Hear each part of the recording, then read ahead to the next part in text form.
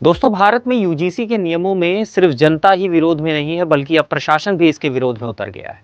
उत्तर प्रदेश के बरेली डिस्ट्रिक्ट के city magistrate आलोक अलंकार अग्निहोत्री ने इसके विरोध में अपना इस्तीफा देते हुए कहा कि यह नियम सरकार द्वारा सामान्य जाति के वर्गों के लिए एक श्राप है। उन्होंने अपना इस्तीफा राज्यपाल, जिला मजिस्ट्रेट और चुनाव आयोग को ईमेल के द्वारा भेजा और ये कहा कि इस कानून को वापस लिया जाए। अग्निहोत्री का कहना है कि 13 जनवरी 2026 को लाया गया समता संवर्धन नाम से ये नियम सामान्य वर्ग के लोगों को कुछ विशेष वर्गों के शोषण करने वाला स्वघोषित अपराधी मान रहा है। दरअसल आपकी जानकारी के लिए बता दें कि 2012 में समता संवर्धन नियम के नाम से आया ये नियम, जिसमें 2012 की तुलना में 2026 के नियम में एक बड़ा बदलाव ये है कि उसकी सीमा को बढ़ा दिया गया है। जहां 2012 के नियम की परिभाषा में सिर्फ इसमें एससी और एसटी शामिल थे, वहीं 2026 में इसमें ओबीसी को भी शामिल कर दिया गया है।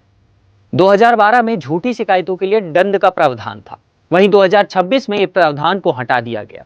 यानी कि अब शिकायतकर्ता अगर झूठा पाया जाता है तो उसे किसी प्रकार का दंड नहीं दिया जाएगा। इसी के साथ साथ सभी उच्च शिक्षण संस्थानों को एक समता दस्ते, इसके साथ साथ एक समता दूत की स्थापना करनी होगी।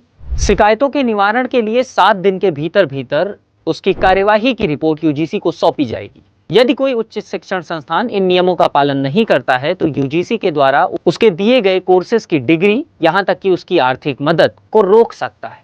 इस नियम के बारे में आपकी क्या राय है दोस्तों, हमें कमेंट सेक्शन में जरूर बताइए और ऐसी बहुत सारी इंफॉर्मेटिव रील के लिए चैनल को सब्सक्राइब करिए।